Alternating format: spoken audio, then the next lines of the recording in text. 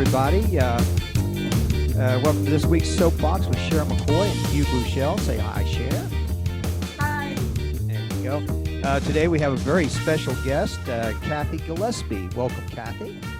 Hi, I'm happy to be here. Thank you. It's good to have you here, too. You may, in fact, recognize Cathy from her numerous positions in government and politics over the last 34 years, including Congressional Chief of Staff and member of the President's Commission on White House Fellows.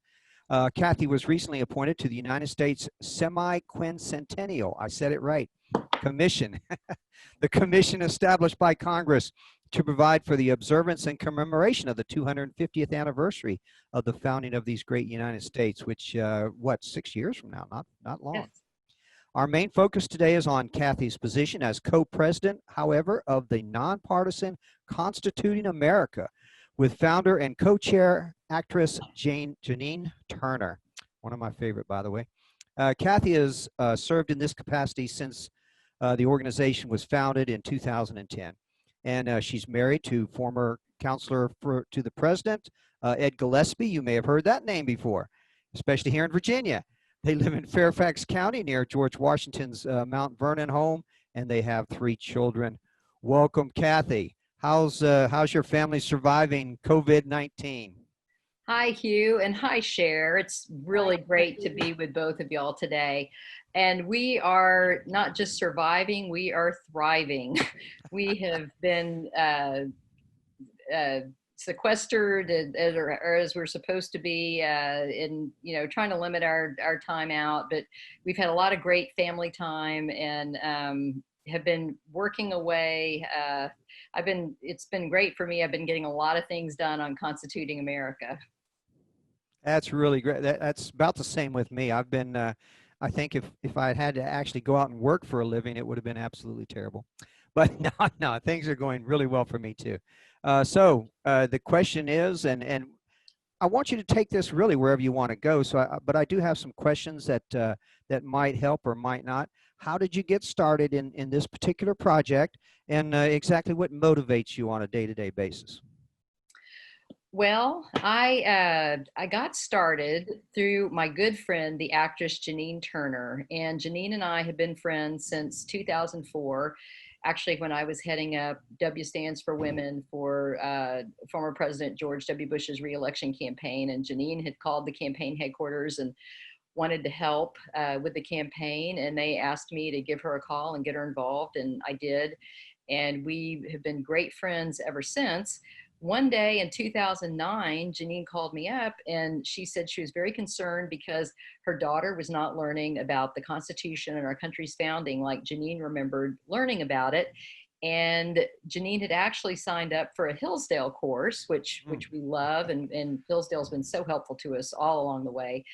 And Janine got inspired to use her talent in the arts to start a foundation that would promote the United States Constitution, meet kids where they are. This generation really is the generation that wants to be our next American Idol star, our next YouTube star.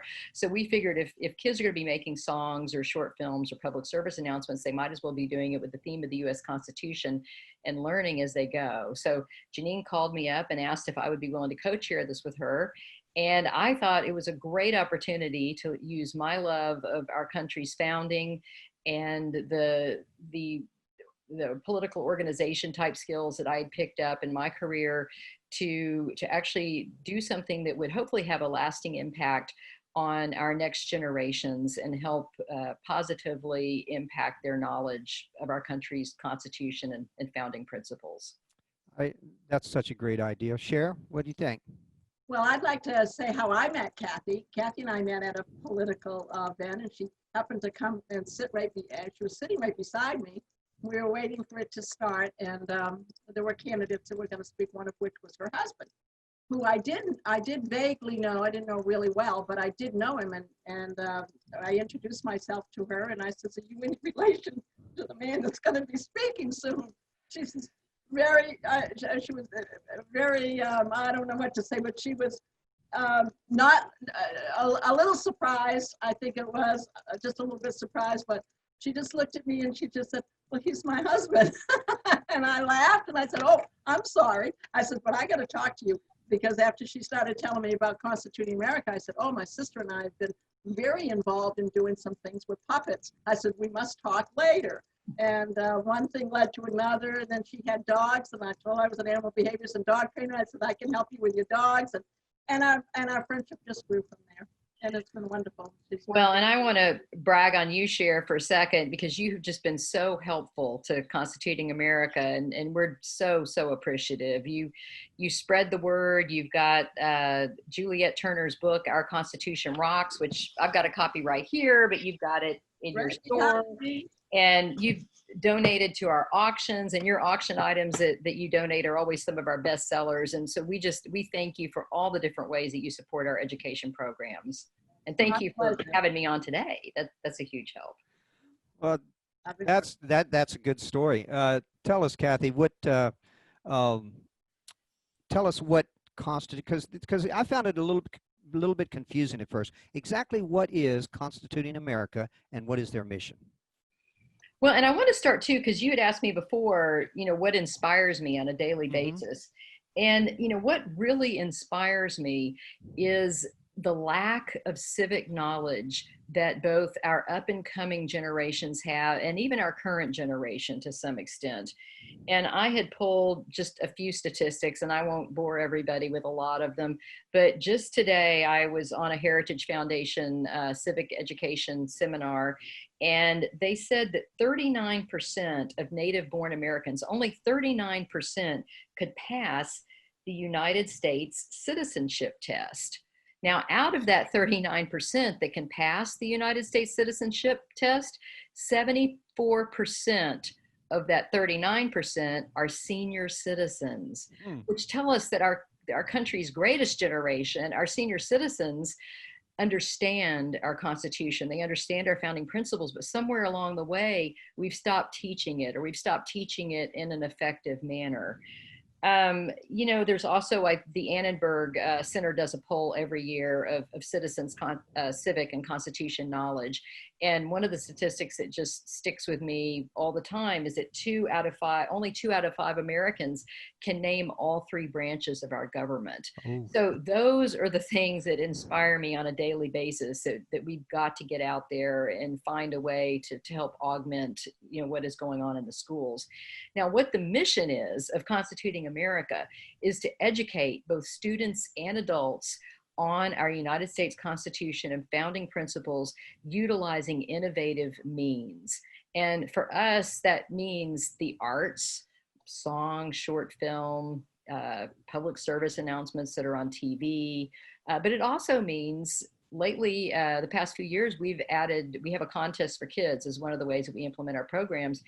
And we've added a STEM category, because so many kids these days, science and math is emphasized in the schools, oftentimes to the exclusion of civic education. And so our thinking is, if we offer the kids who are proficient in computer programming or in statistics or math an opportunity to use those skills to help promote the United States Constitution, they'll be learning civics on the side while they're practicing their math and science skills. And, we have so many kids who come to us, who enter our contest, who say, I didn't know anything about the Constitution. I just like to write songs, or I just like to make movies, or I just like to make apps for phones. But I learned so much by entering your contest. So that's, really what we're trying to do. Has COVID-19 or people staying at home, has that affected this process any? Has it helped it any? Well, I feel like that we were uniquely positioned to be of assistance to students and teachers and parents when COVID-19 hit. I talked a little bit about our contest, but another one of our programs that we've grown over the past several years is our school speaking program.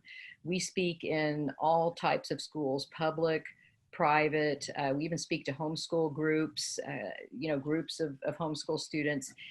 But our public school speeches, we've done over half of our public school speeches have been in Title I schools for the past 2 years. But the way that we do our school speaking oftentimes has been remotely by satellite. one of the reasons we do that, or we were doing that in the past few years, was to save money, because we couldn't afford to fly everybody just around the country to speak to these classrooms. And so many classrooms these days have the technology to have people come in and remotely visit with their classroom, but they don't always have the time. The teachers don't have the time to take advantage of it. So we were providing remote speakers and even AV assistants and helping them get that set up. So when COVID-19 hit, we actually had 21 live speeches that were canceled because schools closed.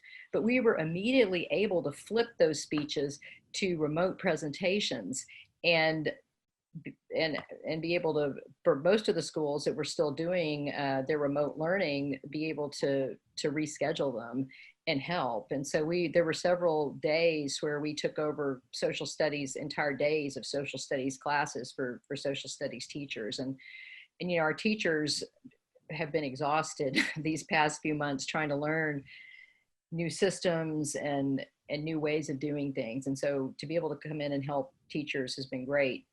And the other thing, and not to just talk on and on, I'll try to wrap this up, but the other thing that we did in addition to remote helping classrooms that were meeting remotely is we just started holding public Zooms and inviting students and parents and teachers around the country. We had many students whose schools were closed that did not have remote options. And so they were coming on our founding documents forums that we're doing on Mondays, and our constitutional chats that we were doing on Tuesdays and Saturdays. And we were getting great feedback from students, parents, and teachers with all of that. And in the summer, we still have twice a week those going on, Tuesdays and Saturdays. I'd like to ask you, Cathy, or have you, do you think that any of this from COVID-19 may change some of what we do in the schools and maybe able to do more of this? I think it probably will. I think there's so much uncertainty right now, and every school district is really different how they're handling it. But I do think it is probably going to change the way that classes are conducted. And I think it's going to make classrooms more open to having outside and remote visitors, because they see that it can be done now, and they see that it can be effective. Well, that's good to know, because I think that they need it. We know they're not getting it. They haven't been getting it for a couple of decades. Yeah, I think one of the big problems with education was the way this was thrust on them. You know, if you're already teaching a class in the classroom, and then all of a sudden you have to stick it online, it doesn't work well. But when you have it planned in advance and you have these things in place, that's going to work really well. Because, like, for example, today's interview with you, if I had to ask you, either I come up to your place or you come down to my place to get this interview, who knows when it would have happened. But, you know, we're learning new technologies that in the long run, I think, are going to serve us well. So at least that's what I'm hoping. Kind of, you know, along with the current crises going on, there's a lot of violence out there going on, to protest and stuff. Do you see the opportunity for kids to get involved in the Constitution? How do you see that in the long run affecting these sort of racist, and not just racism, just political issues in general? Well, I think it's important for students to understand that they have a civic responsibility to be involved in their government. One of the things that we teach students is that our form of government is a republic and not a democracy, and what that means. And part of it, what it means is that we elect representatives to represent us. And so it's important that students learn how to talk to their representatives and how to reach them and how to give them their opinion. And we teach them how to find out who their representative is, and encourage that they go to town hall meetings, and that they learn about. Most students these days, if you ask them what the Constitution means to them, the first thing they'll say is you know, freedom of speech or freedom to protest. And we certainly talk about freedom of speech, and we talk about the First Amendment, and we teach them the acronym that we call RAPS, which is religion, assembly, press, petition, and speech. That's a way that they can remember all 5 of the rights that are in the First Amendment. But we also teach them about the 3 branches and the checks and balances of and the enumerated and limited powers of the federal government, and the importance of the states and the checks and balances. So we teach all of those things. But I think when students learn that there are so many different ways to have an impact and see change and help affect change that they want to see, and not just, going out. Of course, protesting is certainly one way, but there are many other ways too that they can be involved. And they love hearing about that. One thing that we teach them that most people don't know is that the most recent amendment that was added to the United States Constitution, the 27th Amendment, was started back up. It had actually been part of the original Bill of Rights. It didn't get passed, but it was started back up and championed by a student at the University of Texas at Austin. This young man had written a paper on that amendment. He got a C on his paper, and he was so upset about his grade that he decided he was going to get that amendment passed and added to the United States Constitution, and he did. We always tell that story to teach young people there are many ways that they can have an effect and see change. So, now, how do you tell when you're winning the battle? I know that's a weird question, but how do you tell? That's a hard question. I mean, for sure. We do have these surveys every year with the Annenberg Center, and we hope that over time, citizens' knowledge is going to increase on civics. But it is hard. That is a very hard thing to measure. We do some measurements, post-presentation measurements, and we have students tell us that, I think like 90% of our students tell us that they've learned things they didn't know about the U.S. Constitution after our presentations. We've had something like 90% of the teachers tell us that they would recommend our presentation to other classrooms. So we get very good feedback. And so that's, one way to measure is just post-presentation, but it is hard to know. Yeah, I hope you're winning. I really do. Is there any reason, Cathy, that you ever get in any feedback of why it has decreased so much over the last couple of generations? The fact that they're not really teaching more of the Constitution or civics in general? I think part of it is just the pressure to raise test scores across the board in other areas. And there hasn't been as much mandatory and required testing in civics, and that is starting to change. There's been some initiatives across the country. Governor Ducey in Arizona has been a real leader in this. He requires now graduating seniors in Arizona schools to be able to pass a certain percentage of the citizenship test. And I think we'll be seeing that more and more in different states.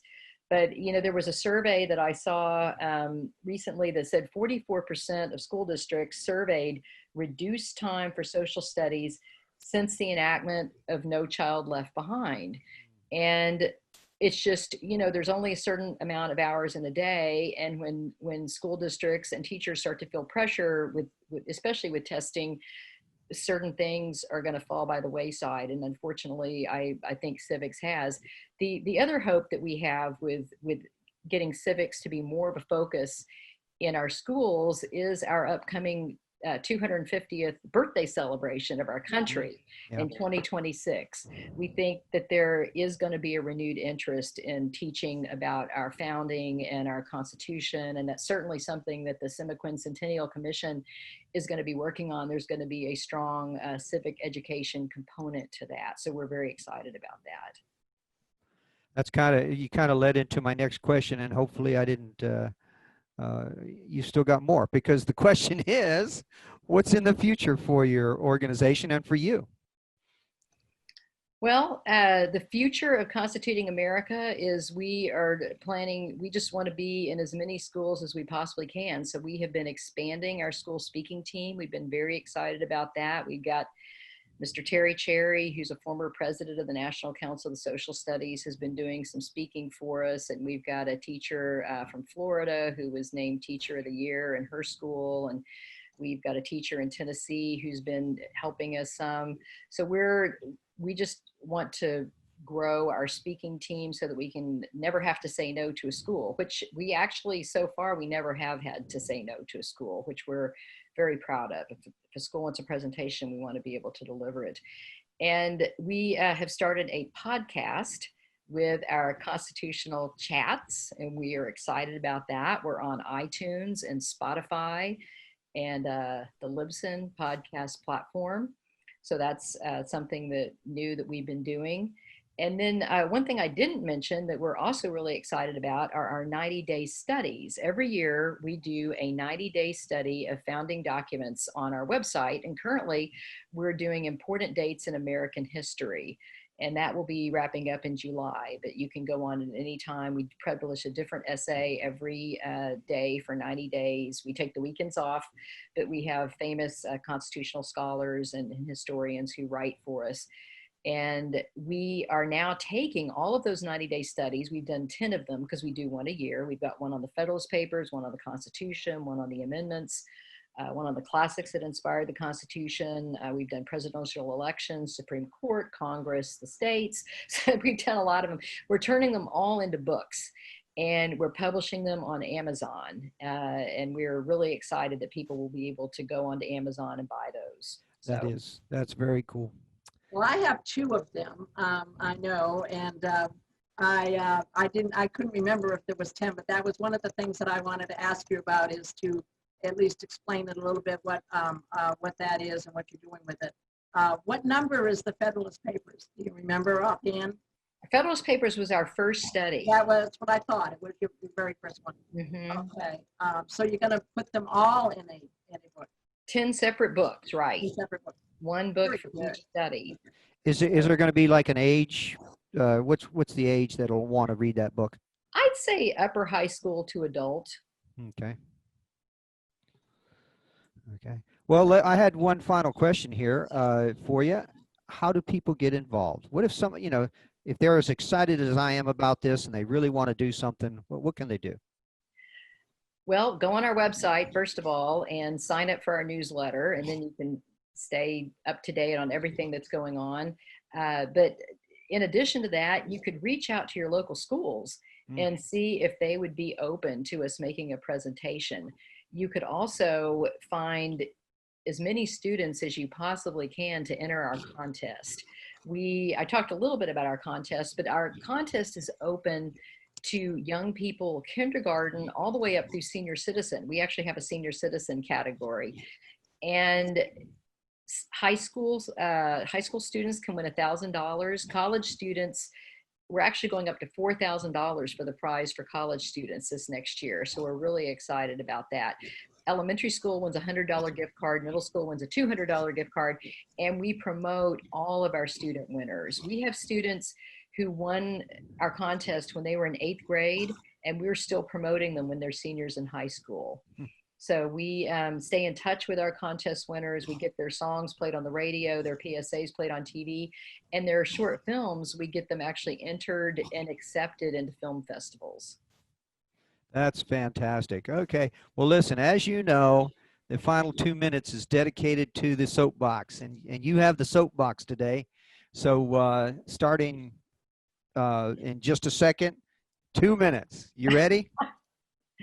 Well, and I didn't time. Are you going to raise your hand when 2 minutes is up? If you run into 5 or 10, I probably will. But and you don't have to be 2 minutes. Just somewhere in that neighborhood. But you got the soapbox, okay? Well, thank you. Well, I want to put a plug in actually for my very good friend, actress Janine Turner, who is the founder and co-chair of Constituting America and really the creative genius behind it.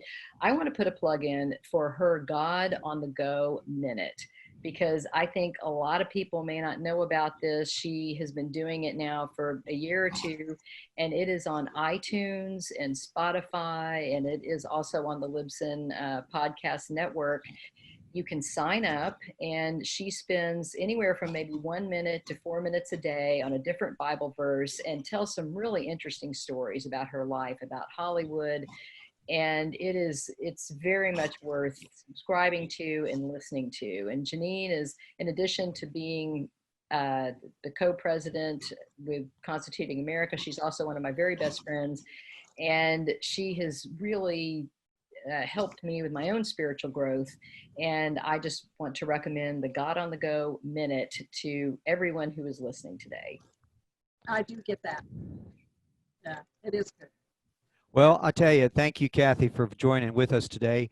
What we're going to do is we're going to go ahead and make sure that if you're listening to this on our webcast, we'll have posted below a link to Constituting America website, a link to God on the Go, and maybe we'll have some PSAs that you can also take a look at and see if they excite you as much as they did me. Oh, that'd be So, great. Thank you very much. well, I again, really thank you enjoyed so being much with for y'all. being with us. Yeah. I always love seeing Cher and being with Cher, and it was so nice to meet you. Thank you, Cathy. Give hugs to everyone. I will. Okay.